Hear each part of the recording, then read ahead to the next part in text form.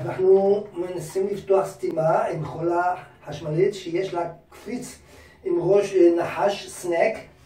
הוא מתפתל לתוך מערכת הביוב ומוציא את כל מה שיש בדרך.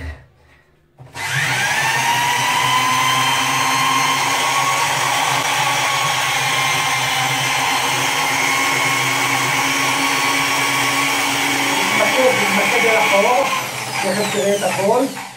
אני מוציא את זה תכף, אתה תראה את מה שהוצאתי.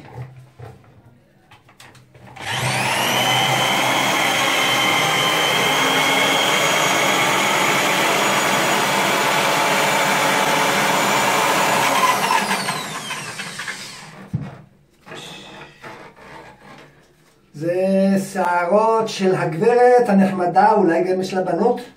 כן. וזהו זה, אין מה לעשות, אי אפשר את השערות האלה, אני לא יכול להוציא אותם בשום אופן, לא בחולצות ולא בשום דבר.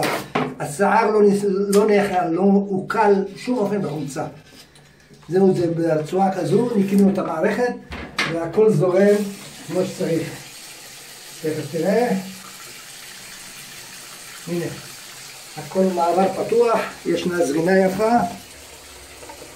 כן. אוקיי. אוקיי. כל הכבוד, עבודה יפה.